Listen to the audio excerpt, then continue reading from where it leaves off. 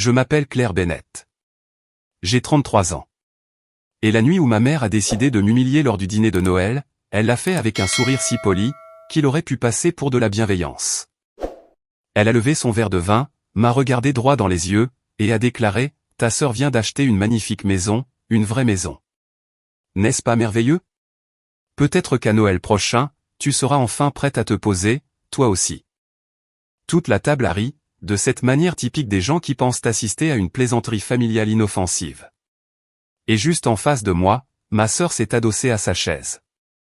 Elle arborait ce petit sourire narquois et satisfait, que je lui connaissais depuis notre enfance. Ouais, a-t-elle lâché, en étirant le mot en longueur, comme si elle s'adressait à une adolescente, et non à une femme adulte. Quand vas-tu arrêter de dériver, pour enfin commencer à construire une vraie vie? Je me souviens avoir posé ma fourchette avec une extrême précaution. En effet, quand on passe des années à apprendre comment ne pas exploser, face à des individus qui prennent plaisir à tester notre dignité, on devient expert en petits mouvements précis. Ensuite, j'ai souri. Ce n'était pas le sourire blessé qu'elles attendaient. Ni le rictus gêné qu'elles m'avaient habitué à afficher. C'était un sourire d'une sérénité absolue. C'est déjà fait, ai-je répondu. Je n'ai simplement invité personne, parmi ceux qui doutent de moi. Le visage de ma sœur s'est figé. Ma mère a cligné des yeux. Et, dans le silence de plomb qui a suivi, j'ai réalisé une chose merveilleuse. Pour la toute première fois de mon existence, je n'étais plus celle qui était jugée, autour de cette table. Avant de vous raconter la suite des événements, et de vous expliquer pourquoi cette simple phrase a tout bouleversé, dites-moi, quelle heure est-il chez vous en ce moment? Et d'où me regardez-vous? Je suis curieuse de découvrir jusqu'où cette histoire voyagera. Pour saisir pourquoi cette unique phrase a percuté la table comme un verre qui se brise, il faut comprendre le rôle qu'on m'avait assigné, dans ma propre famille, bien avant ce fameux Noël. Dans la version des faits de ma mère, ma sœur cadette incarnait la fille logique.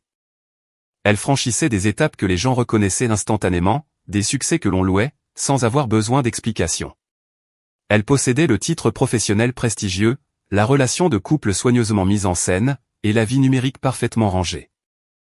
Et, désormais, elle avait enfin une maison. Une propriété avec une porte d'entrée, que ma mère pouvait pointer du doigt, comme la preuve irréfutable qu'elle avait élevé, au moins l'une de ses filles, de la bonne manière. Moi, j'étais la fille qui exigeait du contexte. Or, ma génitrice détestait le contexte. Elle abhorrait tout ce qui ne pouvait pas être résumé en une seule phrase, à l'église, lors d'un brunch, ou au téléphone avec des proches, avec lesquels elle rivalisait secrètement. Ainsi, au lieu de décrire ma vie avec exactitude, elle la simplifiait à l'extrême, jusqu'à la rendre frivole. Elle racontait que je travaillais avec de vieux meubles.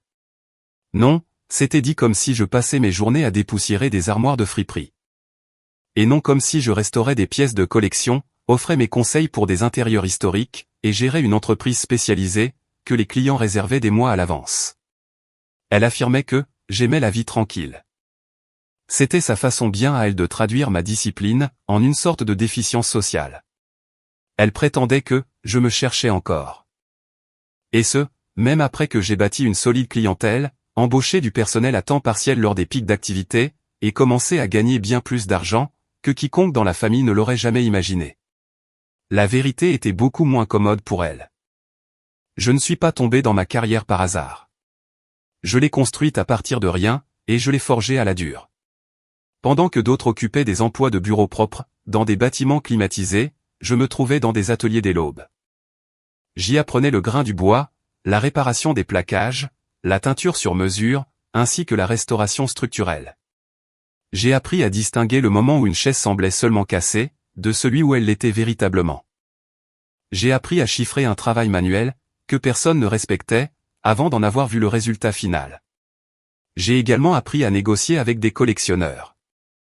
J'ai su gérer des clients fortunés, qui partaient du principe qu'une femme, travaillant de ses mains, serait ravie d'être sous-payée. Enfin, j'ai appris à défendre ma position, lorsque des ignorants confondaient l'artisanat avec un simple passe-temps. Il y a un type d'arrogance bien spécifique, que les gens affichent face au métier qu'ils ne comprennent pas. J'y ai souvent été confronté, et je l'ai souvent vaincu. Mais, dans ma famille, rien de tout cela n'avait le même poids, qu'une étape de vie bien rangée, dotée d'une belle apparence extérieure. Ma sœur, Vanessa, l'avait compris très tôt. Elle possédait un talent dont j'étais dépourvu. Elle savait parfaitement comment transformer les événements ordinaires de la vie en une véritable pièce de théâtre familiale. Une promotion se transformait en un dîner de célébration. L'anniversaire d'une rencontre devenait une escapade de week-end, dont tout le monde devait entendre parler. La livraison d'un simple canapé devenait « Nous construisons vraiment une vie, maintenant ». Elle n'était ni plus intelligente, ni plus gentille que moi. Elle maîtrisait simplement la langue, que ma mère adorait par-dessus tout, la réussite visible, emballée pour susciter l'admiration. Et, comme elle savait que cette méthode fonctionnait, elle en usait. Pas avec une cruauté frontale au début. Elle le faisait avec un sourire, avec de petites remarques. Avec ce ton si raffiné, que les femmes emploient lorsqu'elles veulent vous insulter, tout en gardant une allure élégante. Si je manquais une fête à cause du travail, elle disait, Claire est un esprit trop libre, pour s'encombrer d'horaires. Si j'arrivais fatigué, après avoir terminé une commande, elle glissait, cette vie de travailleuse indépendante a l'air épuisante. Je ne pourrais jamais supporter une telle incertitude. Si quelqu'un complimentait mon travail, elle souriait et ajoutait, oui, Claire a toujours été tellement créative. Nous continuons juste d'espérer qu'elle en fera un jour quelque chose de plus permanent. Elle me faisait passer pour un projet artistique inachevé. Ma mère, quant à elle, me présentait comme un sujet d'inquiétude. Ensemble, elles ont façonné une version de moi, que les proches ont acceptée, sans jamais la confronter à la réalité. Et pendant de trop nombreuses années, je les ai laissées faire. Pas exactement parce que je les croyais. Mais parce que corriger les gens en permanence est un exercice véritablement épuisant. Il existe une fatigue très particulière. Celle qui naît de l'obligation de se présenter 2 fois, une première fois telle que l'on est, et une seconde fois, après que sa propre famille a dressé un mauvais portrait de vous. Au bout d'un certain temps, j'ai cessé de me justifier. Je les ai laissés me sous-estimer, car combattre chaque remarque semblait désespéré, tandis que le silence m'apparaissait plus digne. Mais le silence a un prix. Si vous restez muet assez longtemps, certaines personnes confondent votre retenue avec un accord tacite. Elles commencent à penser que la petite case dans laquelle elles vous ont rangé doit être la bonne, car vous protesteriez sûrement, si ce n'était pas le cas. Ce Noël-là, ma mère croyait comparer ses 2 filles. En réalité, elle mettait en parallèle mon absence visible de son monde fantasmé, avec l'obéissance parfaite de ma sœur à ce même fantasme. Ce qu'elle ignorait, c'est que pendant qu'elle me décrivait comme une âme instable, je venais d'accomplir la chose la plus enracinée de toute ma vie. 6 mois plus tôt, j'avais acheté une ancienne pension de famille, sur la côte du Maine. Pas parce que c'était un choix pragmatique sur le papier. Mais parce qu'au moment même où je l'ai aperçue, j'ai su au fond de moi, qu'elle m'appartenait. Elle était battue par les intempéries, usée par la mer, et remplie de problèmes coûteux. Des défauts qui auraient effrayé quiconque, à la recherche d'une validation immédiate. Le porche s'affaissait. Le couloir à l'étage sentait légèrement le sel et le vieux cèdre. Les fenêtres tremblaient sous l'assaut du vent. La moitié des pièces semblait avoir été oubliée de manière délibérée. Pourtant, je l'ai aimée instantanément. Je n'ai pas vu de la décadence, lorsque je l'ai visitée. J'y ai vu des volumes. J'y ai vu une histoire. J'ai imaginé un atelier au rez-de-chaussée, avec un espace suffisant, pour des créations sur mesure et des restaurations. J'ai visualisé un modeste appartement à l'étage, avec une belle lumière matinale dans la cuisine. J'ai vu des chambres d'amis, que je pourrais lentement transformer en un lieu de retraite.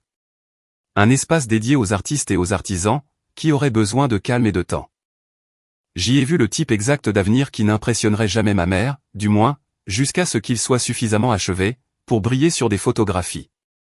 C'était d'ailleurs l'une des raisons pour lesquelles j'avais gardé le secret. J'étais fatigué de faire l'objet de discussions, alors que j'étais encore en plein processus d'évolution.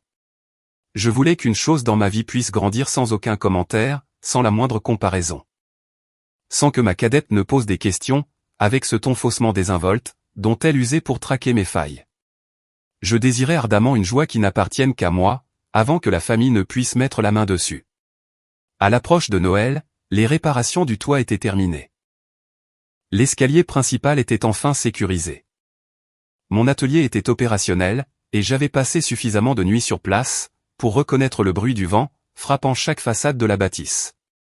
J'avais choisi les couleurs des peintures, réparé les boiseries fissurées, restauré les portes, et installé des serrures plus robustes. Un matin glacial, en me tenant seul dans ma cuisine, j'ai réalisé que je n'avais jamais été aussi certaine de quoi que ce soit. Je ne dérivais pas. J'étais enraciné, d'une manière que ma famille n'avait jamais daigné imaginer. Ils n'avaient tout simplement pas été conviés, pour le constater. La difficulté majeure, quand on est sous-estimé par des étrangers, c'est de leur prouver qu'ils ont tort. Or, la difficulté majeure, quand on est sous-estimé par sa famille, c'est de réaliser qu'elle ne souhaite peut-être pas être corrigée. Le récit que ma mère faisait de moi n'avait jamais été accidentel. Il lui était utile. Il lui donnait un sentiment d'organisation. Il préservait la hiérarchie familiale, qu'elle préférait instaurer.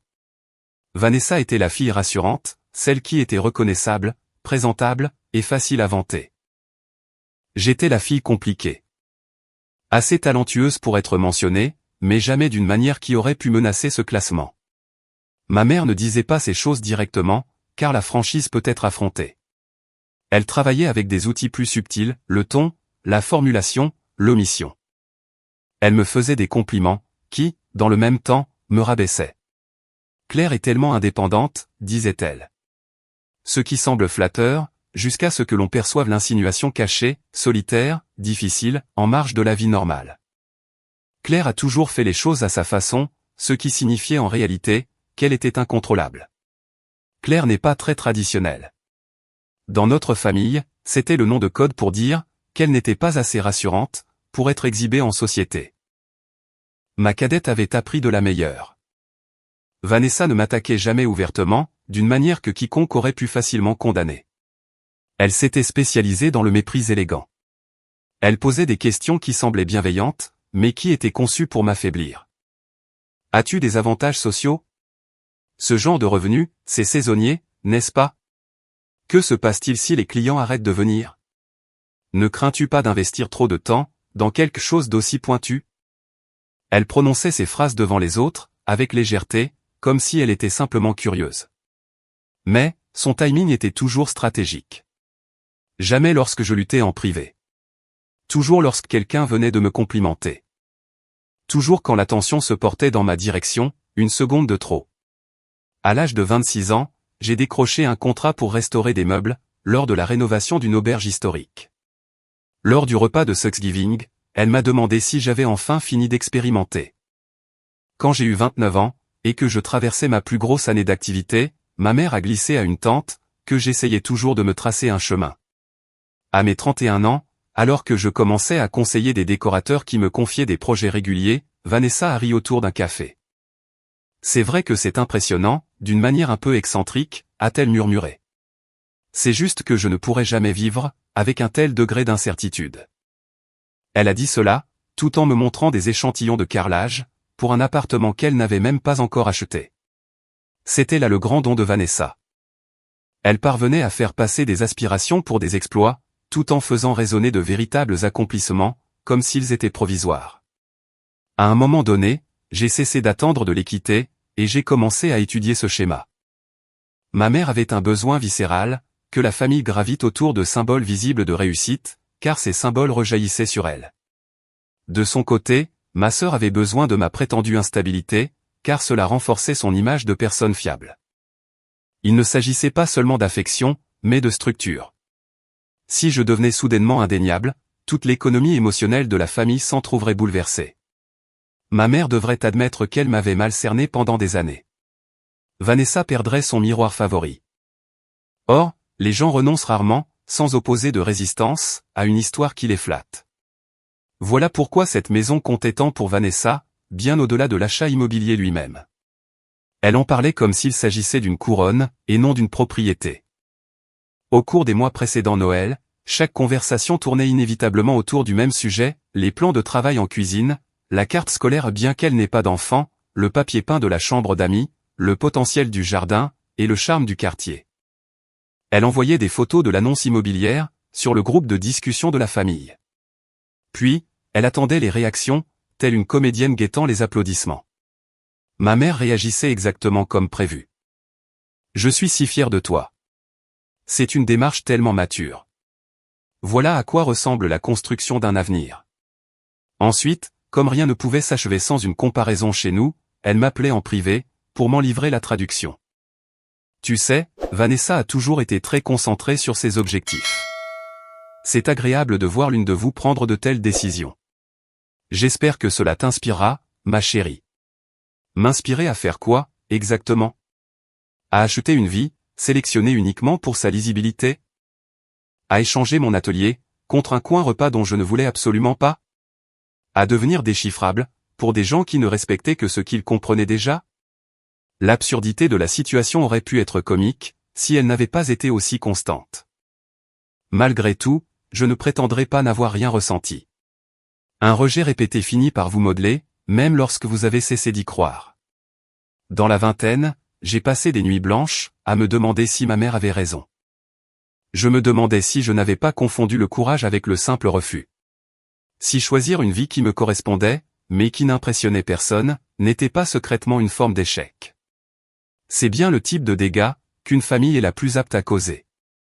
Pas toujours en détruisant votre confiance de manière frontale, mais en instillant le doute, au cœur même de votre petite voix intérieure. Il m'a fallu des années pour dissocier ma vérité de leurs commentaires incessants. Des années pour comprendre que mon travail était solide, et que mon instinct était bon. Que ma vie ne perdait pas de sa valeur, sous prétexte qu'elle était difficile à résumer, lors des repas de fête. Au moment où j'ai acheté la pension de famille, je n'essayais même plus de leur prouver qu'ils avaient tort. C'est un point crucial. Je n'ai pas fait cet achat par vengeance. Je l'ai fait, parce qu'il correspondait parfaitement à l'architecture de la personne que j'étais déjà devenue. Cependant, une fois que je l'ai possédé, une fois que j'ai parcouru ces pièces en imaginant ma vie, sans que leurs discours ne viennent s'y superposer, j'ai compris une chose qui m'avait échappé jusqu'alors. Ils ne m'avaient jamais évalué à ma juste valeur. Ils s'étaient contentés de défendre une histoire. Or, les individus qui défendent une fiction deviennent souvent plus cruels lorsque la vérité se présente à eux avec calme. C'est d'ailleurs ce qui rendait ce Noël si dangereux. Non pas parce que je redoutais d'être démasqué, mais parce que je savais que la mise à nu, c'est eux qui la subiraient. Cette année-là, j'ai failli rester dans le Maine. La neige avait commencé à tomber tôt dans la saison. L'atelier était plein à craquer. J'avais suffisamment de raisons légitimes pour esquiver le dîner de famille, sans que personne ne puisse m'en tenir rigueur. Une table de salle à manger, croulant sous les vieilles rancœurs, n'est l'idée de fête pour personne. Mais, 3 jours avant Noël, ma grand-mère a téléphoné. Elle ne gaspillait jamais ses mots. C'était d'ailleurs l'une des raisons pour lesquelles je lui faisais plus confiance qu'à quiconque. « Rentres-tu à la maison » m'a-t-elle demandé.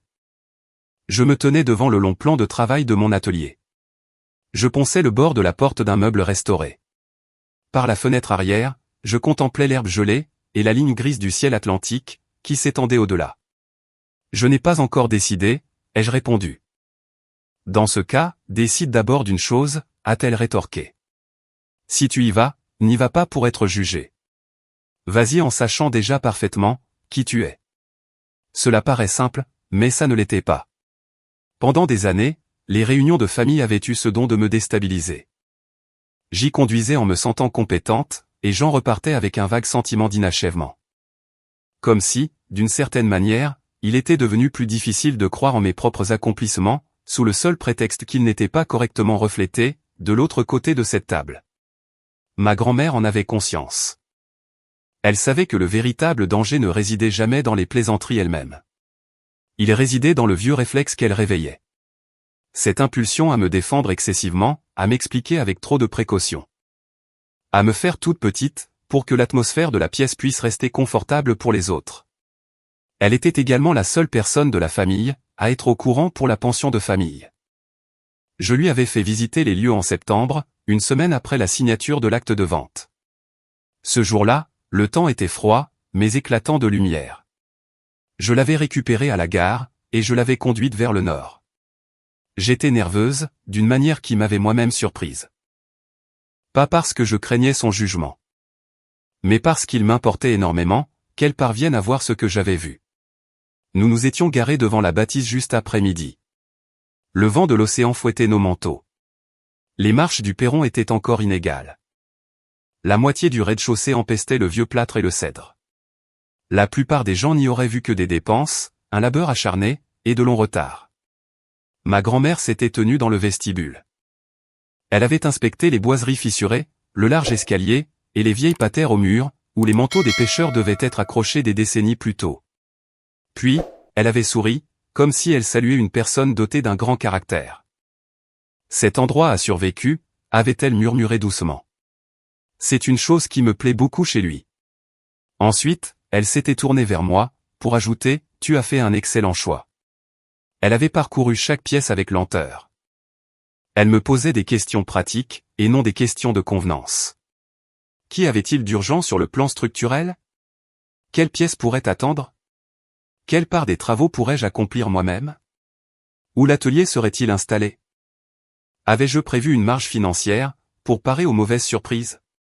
De sa part, c'était une immense preuve d'amour. Un respect manifesté sous la forme d'une attention sérieuse. Ce n'était pas de la flatterie, ni un vague soutien, mais une véritable reconnaissance. Elle s'était assise sur une caisse renversée, dans l'espace qui est aujourd'hui mon studio. Elle avait écouté avec attention mon projet, qui consistait à restaurer les chambres d'amis une par une. À terme, je souhaitais organiser de petites retraites saisonnières pour des artistes, des menuisiers, des relieurs. Pour des gens qui cherchaient la tranquillité, et qui ne voulaient pas d'une marque de style de vie formatée, prétendant leur l'offrir. Elle ne m'a pas demandé une seule fois, pourquoi je n'en avais pas parlé à ma mère. Elle l'avait compris, bien avant que je n'aie besoin de formuler le moindre mot. Car partager une joie inachevée avec les mauvaises personnes, c'est comme laisser de la peinture fraîche sur le chemin de mains négligentes. À l'aube de la semaine de Noël, 3 des pièces du rez-de-chaussée étaient achevées. La cuisine était fonctionnelle. Quant à l'appartement à l'étage, il semblait enfin habité, et non plus bricolé à la hâte. J'avais accroché des rideaux dans la chambre, et empilé des livres près du canapé. J'avais aussi cette tasse bleue ébréchée, que j'utilisais invariablement tous les matins, parce qu'elle épousait parfaitement la forme de ma main. Tandis que je vérifiais mes factures avant le lever du soleil, j'avais suffisamment consolidé le porche, pour pouvoir m'y tenir debout avec un café. J'y contemplais les eaux hivernales, sans craindre que les lattes de bois ne cèdent sous mon poids. Il me restait encore une montagne de choses à accomplir. Cependant, la maison ne ressemblait plus à un simple chantier en cours. Elle dégageait la sensation d'une vie qui avait déjà pris son envol. Le matin où j'ai pris la route pour le Connecticut, j'ai verrouillé ma propre porte d'entrée. Je suis resté planté là une seconde dans le froid, la clé à la main. Je regardais à travers la fenêtre de la façade, la lampe que j'avais laissée allumée dans le salon. Il est difficile d'expliquer à quel point ce geste fut ancrant. Pendant de si nombreuses années, les visites familiales avaient été porteuses d'une menace émotionnelle, celle de me remettre en question. Mais cette fois-ci, je partais d'un socle solide. J'avais un prêt hypothécaire à mon nom. J'avais des contrats posés sur mon bureau, et des outils rangés dans mon atelier. Et je pouvais sentir le sel dans l'air, juste au-delà de mes propres murs. Leurs opinions pouvaient encore me blesser, certes. Mais, elles ne pouvaient plus définir les faits. La maison de mes parents était exactement la même à mon arrivée. De chaudes lumières brillaient aux fenêtres, et les rubans étaient trop parfaits, pour avoir été noués par une personne spontanée. C'était la version de l'hospitalité de ma mère, exposée avec une précision toute militaire. Elle m'a ouvert la porte avec une expression radieuse. Un sourire qui n'a duré que 2 petites secondes, avant qu'elle ne bascule en mode directrice. « Claire, te voilà enfin, y avait-il des bouchons ?» m'a-t-elle demandé, avant de remarquer mes bottes. « Honnêtement, tu as toujours l'air de revenir de la réparation d'un quai. » J'étais encore en train de retirer mes gants. Ça lui avait pris moins de 10 secondes. « Je viens de chez moi », ai-je simplement répliqué. Elle m'a à peine entendu, car Vanessa a fait une entrée théâtrale depuis le salon. Elle arborait un pull en cachemire crème, et une mine triomphante. « Tu as réussi à venir », a-t-elle lancé, en me faisant la bise en l'air. « Tu as un timing parfait. » Maman était justement en train de raconter à tout le monde, la signature chez le notaire. Bien évidemment. Ma sœur aînée, Megan, est apparue derrière elle en portant un plateau. Elle a murmuré, « C'est déjà insupportable », avant de tracer son chemin. Cette réflexion m'a tout dit. La soirée avait d'ores et déjà choisi son centre d'attention. Mon père m'a serré dans ses bras avec cette distraction typique des hommes. Ceux qui perçoivent une certaine tension, et qui espèrent secrètement qu'un geste d'affection puisse faire office de neutralité.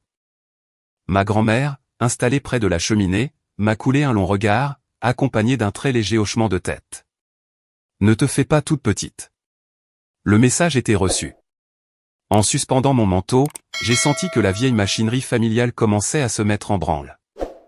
Les conversations reprenaient leur position familière. Vanessa rayonnait d'une satisfaction, qui ne prend tout son sens, que lorsqu'elle est observée par un public. Ma mère voletait d'un groupe à l'autre, pour nourrir la légende. On attendait de moi que j'occupe ma place habituelle, suffisamment chaleureuse pour être acceptable, et assez silencieuse pour être gérable. Et avec un succès, qui ne dérangeait en aucun cas la hiérarchie établie. Mais, j'avais fait la route avec la clé d'une maison dans ma poche. Je portais en moi une colonne vertébrale, bien différente de celle que j'avais l'habitude de ramener à la maison. Je ne me sentais pas provocatrice. Je me sentais prête. Et c'était infiniment plus dangereux. Le dîner a débuté par la chorégraphie habituelle, propre à une famille qui privilégie le symbolisme, au détriment de l'honnêteté. Ma mère avait dressé une table magnifique, bien entendu. Il y avait des bougies, de l'argenterie, et des serviettes en lin soigneusement pliées. Elle avait sorti les beaux plats de service, qu'elle réservait aux soirées, qu'elle jugeait suffisamment importantes pour être immortalisées plus tard, sur des photos. Mais, avant même que nous ayons pris place, la véritable pièce maîtresse du repas n'était pas la nourriture. C'était la nouvelle maison de Vanessa. Chaque conversation finissait invariablement par y revenir.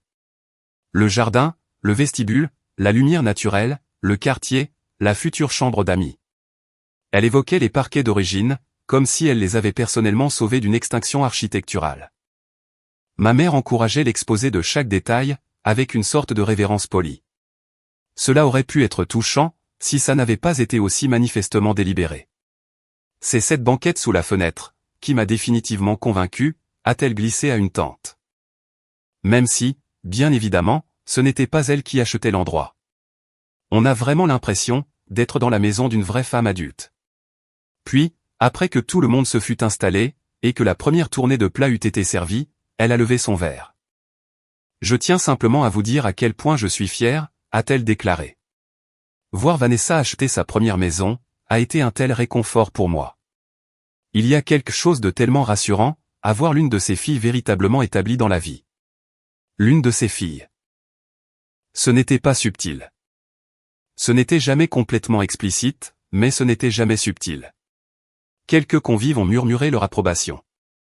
Mon père a hoché la tête, avec cette passivité lasse, dont il usait lorsqu'il préférait que l'assemblée soit calme, plutôt que d'être équitable. Mégane, de son côté, fixait intensément son assiette. Ma cousine a haussé les sourcils dans ma direction l'espace d'une demi-seconde. Juste assez pour me dire, oui, j'ai entendu ça, moi aussi. Je continuais à découper ma nourriture, en morceaux bien plus petits que nécessaire. C'est une habitude que j'adopte, lorsque je suis en train de me demander si un moment précis mérite que j'y consacre mon énergie. Vanessa est intervenue avec une fausse modestie, avec un timing d'une précision diabolique. Maman, arrête ça, a-t-elle soufflé, en souriant d'une façon qui voulait clairement dire, surtout, n'arrête pas. C'est juste une maison. Non, a rétorqué ma mère, d'une voix chaleureuse. Ce n'est pas seulement une maison. C'est le sens des responsabilités, un engagement, une vision de l'avenir. Ça signifie réellement quelque chose. Puis est venu le revirement. Je l'entendais arriver, avant même qu'elle ne l'amorce. Ma mère avait toujours raffolé des comparaisons, habilement déguisées sous des airs d'inquiétude. Elle s'est tournée vers moi, arborant l'expression dont elle se servait, pour faire croire à son auditoire qu'elle était pleine de douceur. Claire, ma chérie, j'espère que tu ne te sens pas mise sous pression. Chacun avance à son propre rythme. C'est juste que nous nous inquiétons parfois pour toi. Tu es talentueuse, évidemment. Mais, le talent et la stabilité ne sont pas une seule et même chose. Et voilà. C'était le résumé de toute une vie, condensé en 2 malheureuses phrases. Une louange, utilisée comme une vulgaire mousse adoucissante, pour enrober un manque flagrant de respect. Vanessa a délicatement tamponné ses lèvres avec sa serviette, avant d'entrer dans la danse. C'est vrai, Claire a toujours été plus perchée que pragmatique. Elle a eu un petit rire, imité par quelques autres invités. Non pas parce que la réplique était véritablement drôle. Mais parce que les tablées familiales ont la fâcheuse tendance à récompenser l'orateur le plus assuré. Vous voyez ce que je veux dire? Elle saute en permanence d'un projet à un autre. C'est à cet instant, que je l'ai vraiment observé. J'ai examiné son chemisier parfait, sa manucure irréprochable, et son assurance sans faille. Cette assurance forgée au fil de tant d'années, à force de s'entendre répéter, qu'elle incarnait l'âge adulte à la perfection. Ce dont elle n'avait absolument pas conscience, c'est qu'elle s'adressait à une personne, qui venait de passer la semaine précédente à jongler avec des défis de taille. J'avais rencontré des électriciens, examiné des budgets de rénovation, géré des retards d'approvisionnement, et planifié le calendrier des réservations pour le printemps à venir. Le tout, pour une propriété que je possédais en nom propre, et dans les faits. Elle croyait se moquer d'une sœur aînée, en pleine dérive. En réalité, elle rabaissait une propriétaire terrienne, tout en restant sagement confinée dans le scénario de sa propre mère. Ma mère a poursuivi son offensive, y trouvant visiblement un certain plaisir. Ta sœur vient d'acheter une maison magnifique, a-t-elle de nouveau claironné. Plus fort cette fois-ci, afin que les convives à l'autre bout de la table, puissent participer pleinement à la comparaison. Une vraie maison. Je suis juste curieuse, Claire. Quand vas-tu enfin te poser? Vanessa s'est renversée en arrière, avec ce même petit sourire en coin satisfait, que je lui connaissais depuis l'adolescence. Ouais, a-t-elle renchéri. Quand vas-tu arrêter de flotter dans les airs, et commencer à bâtir une vraie vie? C'était la phrase de trop. Non pas que ce fût la chose la plus cruelle, qu'on m'ait jamais dite. Mais parce qu'elle était si travaillée, si bien rodée. Elle était si profondément enracinée dans un mensonge, qu'elles avaient ressassé pendant tant d'années, qu'elle ne le reconnaissait même plus comme tel. C'était une vision du monde tout entière, condensée en une moquerie de fin d'année. J'ai senti que l'assemblée s'attendait à ce que je réagisse, comme je l'avais toujours fait. Sourire avec gêne, ou détourner la conversation. Les laisser conserver le contrôle de la situation. Au lieu de cela, j'ai déposé ma fourchette avec le plus grand soin, et j'ai effleuré ma serviette. J'ai laissé le silence s'étirer dans la pièce. Juste ce qu'il fallait pour forcer les regards à se lever. Puis, j'ai souri. C'est déjà fait, ai-je lâché. On pouvait presque sentir l'air de la pièce hésiter. L'expression de Vanessa ne s'est pas effondrée d'un seul coup. Elle s'est d'abord figée, comme si elle s'attendait à ce que la fin de ma phrase vienne à son secours. Ma mère a cligné des yeux. Elle était perturbée davantage par le ton employé, que par les mots eux-mêmes. Comment, a-t-elle bredouillé? Je me suis déjà posé, ai-je répété, avec un calme olympien. Je n'ai simplement convié personne, parmi ceux qui doutent de moi. Cette fois-ci, le silence est retombé beaucoup plus lourdement. À l'autre bout de la table, quelqu'un s'est agité sur sa chaise. Mon père a levé les yeux, en me fixant pleinement désormais. Megan a cessé de faire semblant de manger. Ma grand-mère a doucement abaissé son verre. Elle m'observait avec une immobilité, qui résonnait comme un soutien inébranlable. Vanessa a laissé échapper un petit rire sec. Qu'est-ce que c'est censé signifier? Cela signifie, ai-je expliqué, qu'il y a 6 mois de cela, j'ai fait l'acquisition d'une pension de famille sur la côte du Maine. J'y habite, et j'y travaille. Je suis en train de la restaurer, pièce par pièce. C'est à la fois ma maison, mon atelier. Et le socle de la prochaine étape de mon entreprise. Cette seule déclaration a irrémédiablement modifié la géométrie de la pièce. Ma mère m'a dévisagé, comme si je venais subitement de déclamer une réplique, issue du mauvais scénario. Tu as acheté une pension de famille, a-t-elle répété. Mais, même à travers son état de choc, pointait un certain scepticisme. Comme si la forme même de mon succès, l'avait outragé, en refusant d'être une réussite ordinaire. Le visage de Vanessa s'est crispé. Une pension de famille, Claire, ce n'est pas du tout la même chose que... Non, ai-je coupé brusquement, avant qu'elle ne puisse terminer sa phrase. Effectivement, ce n'est pas la même chose. Tu as acheté une maison que n'importe qui peut reconnaître au premier coup d'œil. J'ai acheté une vie qui me correspond pleinement. Ce sont deux choses très différentes. Pour la toute première fois de la soirée, plusieurs invités autour de la table m'ont regardé d'un œil nouveau. Ils ne me voyaient plus comme le point d'interrogation de la famille.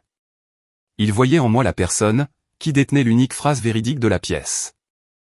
Ma mère a aussitôt tenté de reprendre le contrôle de la situation. Eh bien, ma chérie, on dirait bien l'un de tes nombreux projets, a-t-elle déclaré, le sourire cassant. C'est tout à fait charmant. Mais Vanessa, elle, a acheté une vraie maison de famille. Je me suis tourné vers ma cadette. Et de mon côté, j'ai acquis une propriété avec des quartiers d'habitation, un atelier fonctionnel, un espace pour les invités. Sans compter le potentiel de revenus, et surtout, une paix véritable. Je ne vois vraiment pas pourquoi la tienne serait une preuve de maturité. Tandis que la mienne ne serait que de l'atmosphère. La réplique a frappé fort. Mégane a laissé échapper un infime soupir d'approbation. Ma cousine a prudemment reposé sa fourchette. Même mon père avait l'air de vouloir intervenir. Mais il savait pertinemment que tout ce qu'il dirait en révélerait beaucoup trop. Vanessa s'est redressée sur sa chaise. Tu nous as caché cela pendant 6 mois. J'ai protégé mon projet pendant 6 mois, les jeux reprises. Il y a une sacrée différence. Une fois la vérité étalée sur la table, la soirée a cessé d'être une célébration. Elle est devenue ce qu'elle aurait probablement dû être, depuis des années, une mise à nu. Non pas de ma propre vie, mais de la leur. Car, à la seconde même où j'ai prononcé que je possédais cette propriété, chaque convive a dû révéler la manière dont il me percevait réellement. C'est ma mère qui a ouvert le bal. Eh bien, a-t-elle commencé, se ressaisissant avec ce sourire figé, que les gens arborent lorsqu'ils tentent de restaurer leur autorité par le ton de leur voix. Je suppose que cela explique ton côté si cachotier. Bien que j'aurais sincèrement préféré que tu nous en parles. Les familles sont censées partager ce genre de choses. C'était une réplique si bien léchée, qu'une personne la connaissant mal, aurait pu la prendre pour de la sagesse. Mais je connaissais tous les rouages cachés derrière ces paroles. Elle n'était pas blessée que je n'ai rien partagé. Elle était outrée qu'un événement aussi majeur se soit produit sans passer par son filtre en premier lieu. Elle n'avait pas pu l'encadrer, le classer, ni se l'approprier publiquement. C'était là la véritable offense. Les familles sont également censées s'écouter les uns les autres, sans tout réduire à une compétition incessante, ai-je rétorqué. À ces mots, le visage de ma mère a changé. Pas de manière spectaculaire. Juste assez pour que quiconque de bien attentif puisse comprendre qu'elle avait reçu une réponse cinglante, et qu'elle n'avait pas été mal comprise.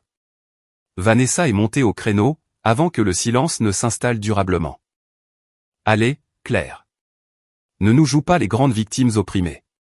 Tu as acheté une ruine à retaper. C'est génial pour toi. Mais ce n'est pas comme si maman avait tort d'affirmer que nous en sommes à des stades différents dans nos vies. Il y a certaines phrases qui en dévoilent bien plus que ce que leur auteur avait prévu. À des stades différents. Comme si mon existence se déroulait sur un calendrier à retardement, et que la sienne était le modèle officiel à suivre. Comme si l'âge adulte était une route à sens unique, et qu'elle avait simplement été la première à franchir la borne kilométrique homologuée. Je me suis tourné vers elle. Différent de quoi, au juste? Différent de tes propres préférences? Différent de la capacité de maman à s'en vanter en une seule et unique phrase?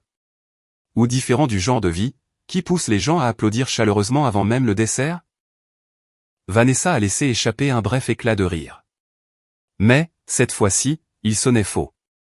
Tu fais toujours ça. Tu rends le moindre sujet profondément philosophique, alors que la réalité est on ne peut plus simple. Non, ai-je asséné. La simplicité, c'est le mot que tu utilises pour définir une chose, lorsque sa complexité menace tes privilèges. Cette répartie a frappé avec plus de violence que je ne l'escomptais. Elle a ouvert la bouche pour répliquer, avant de la refermer aussitôt. Mon père s'est agité sur sa chaise, et s'est raclé la gorge. C'était le vieux signal familial qui disait, éloignons-nous tous du vrai problème. On devrait peut-être tous se calmer un peu, a-t-il marmonné. Et pourquoi donc, a demandé doucement Mégane. Tous les regards ont convergé vers elle. Car Mégane ne se plongeait presque jamais au cœur d'un conflit, à moins d'être absolument certaine de son fait. Pourquoi Claire devrait-elle se calmer, après avoir servi de faire valoir pendant toute la soirée? Maman lui a posé une question devant toute l'assemblée. Elle n'a fait qu'y répondre. La tête de ma mère a pivoté brusquement. Mégane, je t'en prie, ne fais pas ça. Mais Mégane avait manifestement emmagasiné des années de frustration refoulée. Non, en réalité, allons-y franchement.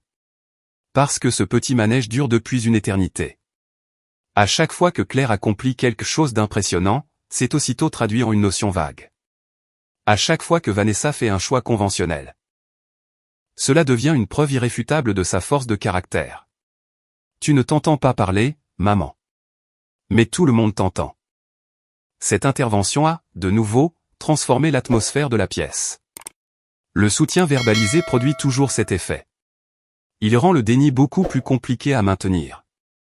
Vanessa avait l'air stupéfaite. Moins par les mots de Megan, que par le simple fait que quelqu'un ait pris mon parti, de manière aussi assumée. Oh, pitié, a-t-elle cinglé. Personne n'est en train d'attaquer Claire. C'est juste que nous ne nous extasions pas, comme si chacune de ces décisions excentriques était une réussite révolutionnaire. Excentrique.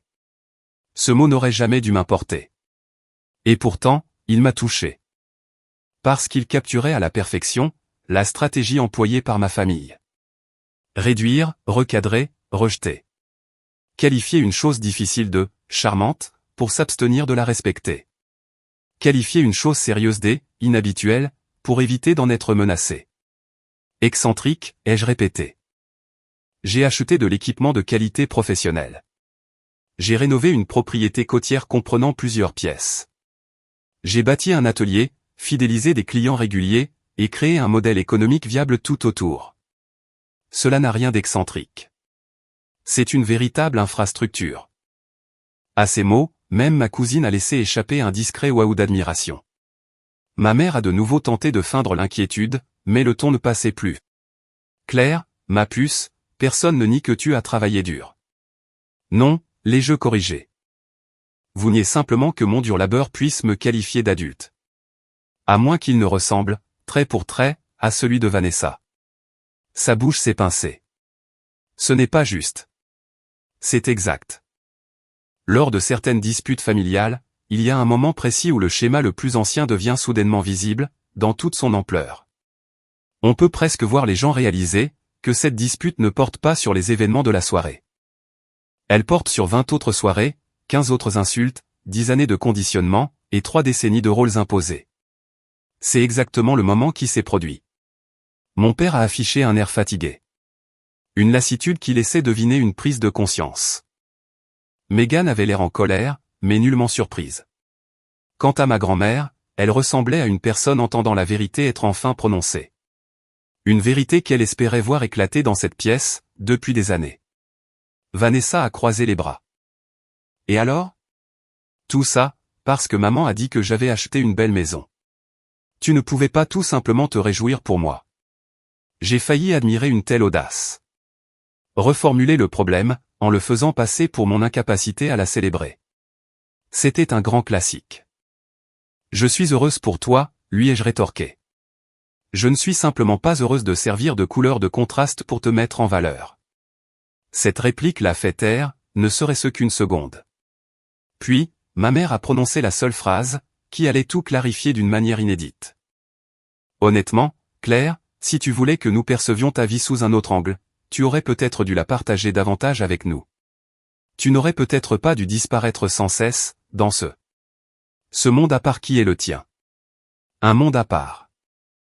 Comme si ma quête d'intimité relevait de la trahison. Comme si bâtir quelque chose loin du regard inquisiteur de la famille, s'apparentait à un acte d'agression. Je me suis adossé à ma chaise et je l'ai regardé. Je l'ai vraiment regardé. Je n'ai pas seulement vu la femme qui venait de me critiquer. J'ai vu la femme qui racontait ma vie depuis des années, dans des pièces où je ne me trouvais pas. La femme qui avait travesti mon ambition en instabilité, simplement parce que cela la rassurait. La femme qui était incapable de concevoir que lui dissimuler des informations pouvait être un acte d'autoprotection, et non un manque de respect. J'ai gardé tout cela secret, ai-je articulé avec lenteur. Parce qu'à chaque fois que je partage quelque chose d'authentique, tu le minimises, ou bien tu le compares à Vanessa. Je voulais avoir une réussite, qui soit totalement préservée de ton système de classement. Un espace dans ma vie, qui ne soit pas transformé en une pièce de théâtre familiale. Cette vérité a violemment heurté la table, et elle y est restée ancrée. Personne n'a bougé pendant un long moment. Puis, ma grand-mère a pris la parole. Elle a raison. Ma mère l'a alors dévisagée, médusée. Maman, je t'en prie. Ma grand-mère a poursuivi. Sa voix était posée, mais suffisamment tranchante pour faire taire tout le monde. Elle a tout à fait raison. Tu as passé des années à parler de Claire comme si elle était inachevée, car sa vie ne flatte pas ton ego. Et aujourd'hui, tu es contrarié parce qu'elle a bâti quelque chose d'important, sans te le soumettre au préalable pour inspection. Vanessa a regardé ma mère. Pour la première fois de la soirée, les deux femmes ne semblaient plus sur la même longueur d'onde. Elles se retrouvaient complètement mises à nu. C'est bien là le problème des alliances malsaines.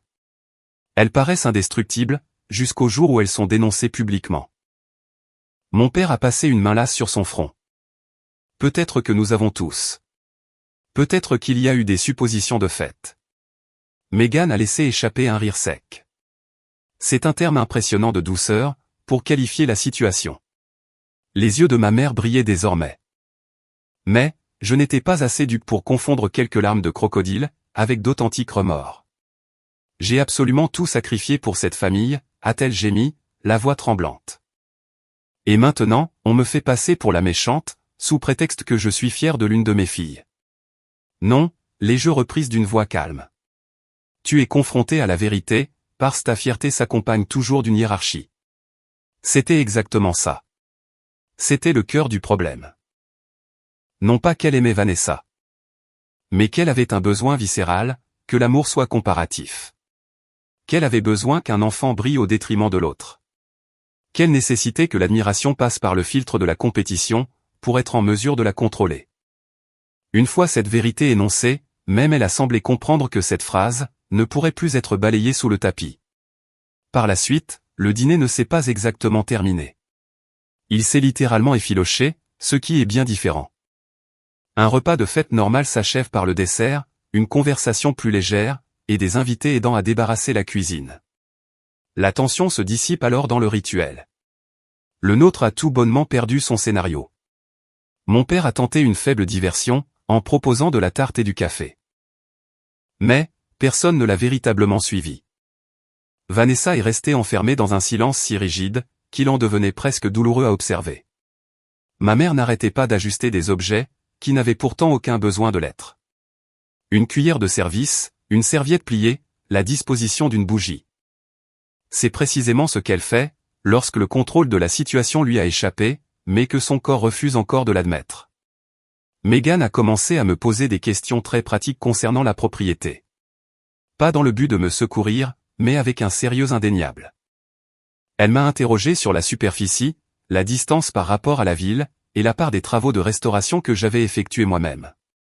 Ma cousine a recherché la région sur son téléphone, et s'est exclamée, « Claire, cet endroit est tout simplement magnifique. » Cette exclamation, teintée d'une surprise authentique, a visiblement crispé ma mère. C'est alors que ma grand-mère a demandé, « Y es-tu heureuse ?» La pièce a été envahie par un tout autre type de silence. Un silence plus doux, plus sincère. Car, cette interrogation n'avait absolument rien à voir avec une quelconque question de statut social. Elle n'avait rien à voir avec le fait de savoir si la propriété rendait mieux en photo que celle de Vanessa. Elle abordait de front la problématique que ma famille ignorait depuis des années, ma vie me correspondait-elle vraiment ? Je me suis imaginé la maison à l'aube. La fenêtre de la cuisine, légèrement embuée par la vapeur de la bouilloire. L'odeur réconfortante du bois, du café fraîchement moulu, et de l'air glacial. Le grattement de mon crayon sur les factures, avant que la journée de travail ne commence. La rampe de l'escalier réparée, glissant sous ma paume.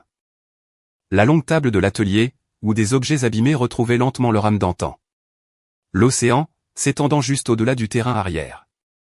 Jamais bruyant, mais toujours présent.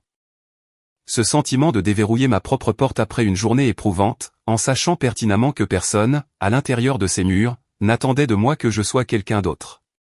Oui, ai-je répondu, j'y suis extrêmement heureuse. Et, cette simple réponse a fait bien plus pour moi, que toutes les plaidoiries que j'avais pu avancer durant la soirée.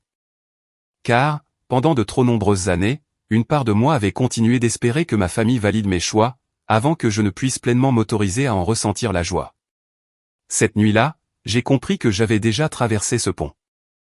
Je n'avais nul besoin qu'ils comprennent mon existence, pour que celle-ci soit réelle. Leur incompréhension n'était plus une blessure à vif. Elle n'était que la preuve indéniable de notre éloignement. Vanessa a fini par marmonner, je pense toujours que le fait de l'avoir gardé secret, c'était vraiment bizarre. Je l'ai scruté. Peut-être. Mais, ce n'est certainement pas aussi bizarre que de forger sa propre confiance en soi, sur le dos d'une personne que l'on maintient dans l'ombre. Meghan a éclaté de rire à cette répartie. Ma cousine, quant à elle, a essayé de se retenir. Le visage de Vanessa est devenu glacial. Ce n'était pas spectaculaire. Il n'y a pas eu de voix qui s'élève, ni de sortie théâtrale. Juste l'expression caractéristique d'une personne qui réalise que sa vieille méthode ne fonctionnait définitivement plus. Pour la toute première fois de nos vies, elle ne pouvait plus me rabaisser, sans passer exactement pour ce qu'elle était. Lorsque le dîner s'est enfin terminé, les invités se sont dispersés en petits groupes de discussion. Mais, le centre émotionnel de la soirée avait déjà basculé, de façon irréversible. Je me suis dirigé vers le couloir pour récupérer mon manteau et, comme je m'y attendais, ma mère m'a suivi. Elle a toujours privilégié les réprimandes en privé, après avoir essuyé un échec en public. Elle a immédiatement baissé la voix. « Tu as humilié ta sœur. » J'ai boutonné mon manteau avec lenteur. « Non, ai-je rétorqué. J'ai humilié l'histoire que tu colportes à mon sujet. » Et elle s'en était beaucoup trop imprégnée. La mâchoire de ma mère s'est crispée. Une famille ne se comporte pas de la sorte. Encore cette vieille rengaine. La famille brandit comme un bouclier, contre toute forme de responsabilité. La famille utilisée comme prétexte, pour exiger de la personne blessée qu'elle reste aimable plus longtemps, que ceux-là même qui lui ont causé du tort. J'en avais entendu des déclinaisons, tout au long de ma vie. Une famille n'utilise pas non plus le succès d'une fille, pour humilier l'autre, ai-je asséné. Du moins, pas une famille saine. Tu déformes la réalité. Moi, je mets simplement un nom dessus. Au bout du compte, c'était cela qu'elle détestait par-dessus tout. Ni mon ton, ni mon timing, ni même la contradiction publique. Nommer les choses. Une fois qu'une réalité est clairement nommée, il devient plus difficile de la dissimuler sous le couvert de la tradition. Il devient plus ardu de l'excuser au nom de la personnalité, ou de la faire passer pour de la sollicitude. Elle m'a dévisagé pendant un long moment. Je pouvais la voir chercher en moi, l'ancienne version de sa fille. Celle qui se serait adoucie, qui aurait fait marche arrière, et qui se serait excusée d'avoir rendu la situation gênante. Mais la gêne avait déjà accompli sa mission. Elle avait forcé l'honnêteté à pénétrer dans la pièce. Juste avant de franchir le seuil, j'ai ajouté une toute dernière chose. Tu n'as pas le droit d'appeler ça de la proximité, lorsque le prix à payer est mon propre silence. Puis, je suis sorti dans la nuit glaciale. Le lendemain matin, le trajet de retour vers le Maine fut radicalement différent de tous les voyages que j'avais pu effectuer auparavant, en rentrant de chez mes parents. D'ordinaire, après les fêtes, je repassais les conversations en boucle dans ma tête. Je refaisais le match. Je me demandais si je m'étais montré trop susceptible, trop distante, ou trop compliquée. Cette fois-ci, je me sentais purifiée. Pas exactement heureuse. Pas non plus triomphante, comme dans un film de vengeance bruyant. Mais quelque chose de bien mieux aligné. Mon téléphone a vibré à 2 reprises, avant même que je n'atteigne l'autoroute. Le premier message venait de ma mère. Il était sur la défensive et très sec, m'indiquant qu'elle espérait que je mesurais bien l'ampleur du stress que j'avais occasionné. Aucune excuse, aucune once de curiosité. Juste une gestion de réputation, au format SMS. Le second message provenait de Meghan, « Je suis désolé qu'il ait fallu autant de temps. Je suis fier de toi. » J'ai relu ce message à 2 reprises. 1 heure plus tard, ma grand-mère m'a écrit, « La prochaine fois, j'aimerais m'asseoir sur ce porche avec un thé, et admirer l'océan. » Ce fut le message qui m'a définitivement noué la gorge. Au fil des semaines suivantes, la vérité s'est propagée à travers toute la famille. Comme c'est toujours le cas, dès lors que quelqu'un brise publiquement un schéma bien ancré. Des proches ont appelé. Des questions ont afflué. La curiosité a fini par remplacer les suppositions. Certaines personnes étaient manifestement à la recherche de commérages. D'autres semblaient sincèrement honteuses d'avoir cautionné la version que ma mère donnait de moi pendant si longtemps. Ce qui importait, ce n'était pas les ragots en eux-mêmes, mais bien le changement de dynamique. Les gens ont commencé à s'adresser à moi directement. Ils m'interrogeaient sur mon entreprise, sur ma maison, ou me demandaient quand ils pourraient me rendre visite. Des requêtes que j'ignorais de manière très sélective. Ma sœur a publié en ligne quelques remarques acerbes, visant ceux qui sont incapables de se réjouir pour les autres. Elle y philosophait sur la différence entre la recherche d'attention et l'assurance tranquille. Cela aurait pu prêter à sourire, si ce n'était pas d'une transparence aussi flagrante. Ma mère a tenté à maintes reprises de réécrire l'épisode de Noël, en le faisant passer pour un malheureux malentendu. Je ne l'y ai pas autorisé. Je ne me suis pas battu. J'ai tout bonnement refusé cette falsification de l'histoire. Au printemps de cette même année, ma grand-mère m'a rendu visite, comme elle l'avait promis. Elle s'est installée sur le porche fraîchement réparé, une couverture posée sur les genoux. Elle a scruté l'horizon vers l'eau, et a déclaré « Cette maison te ressemble tellement. Solide, réfléchie, et robuste là où ça compte vraiment. » Ensuite, elle s'est promenée dans l'atelier. Elle a caressé la longue table que j'avais restaurée, et a souri avec une fierté dépourvue de toute arrière-pensée. Ce n'était pas de la fierté parce que j'étais enfin devenue assez impressionnante. C'était de la fierté, parce que j'étais devenue pleinement moi-même, et que je l'étais resté. Ma relation avec ma mère n'est jamais redevenue ce qu'elle était auparavant. Et ce n'est en aucun cas une tragédie. Certains liens ne paraissent étroits, qu'à la seule condition qu'une des deux personnes ravale en permanence ce qui la blesse.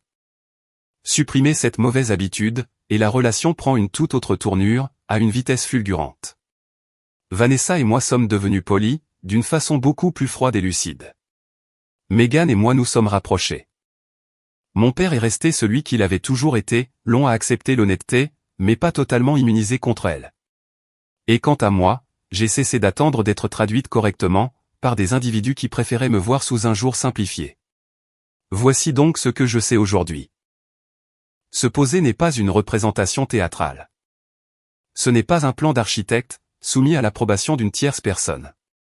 Ce n'est pas non plus une étape franchie, qui rend bien sur les clichés d'un repas de Noël. Ce n'est en aucun cas devenir déchiffrable, aux yeux de personnes qui ne respectent qu'un seul et unique modèle de vie. Parfois, se poser signifie faire le choix de cette propriété balayée par les vents, que tous les autres rejettent, parce que vous êtes le seul à savoir en percevoir l'ossature sous les dégâts. Parfois, cela implique de protéger sa propre joie, jusqu'à ce qu'elle ait suffisamment de racines, pour survivre aux doutes d'autrui. Et parfois, cela exige de bâtir en silence. De cette façon, la première fois qu'ils contempleront votre création, ils ne seront plus en mesure de l'interrompre en plein vol.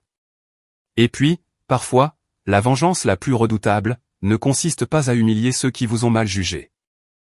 Elle consiste à leur répondre avec un tel calme, une telle sincérité, et depuis un ancrage si inébranlable, que leur version erronée de vous-même, finit par s'effondrer sous le poids de sa propre arrogance. Ce Noël-là, ma mère croyait m'avoir demandé, quand j'allais enfin débuter ma vie d'adulte. Ce qu'elle ignorait, c'est que je l'avais déjà commencé des mois auparavant. Un trousseau de clés à la main, et sans la moindre intention de lui demander la permission. Au moment où elle a tenté de me jauger à nouveau, je me tenais déjà au cœur d'une vie, qu'elle était incapable de définir. Je n'étais ni en retard, ni perdu. Je n'étais pas inachevé.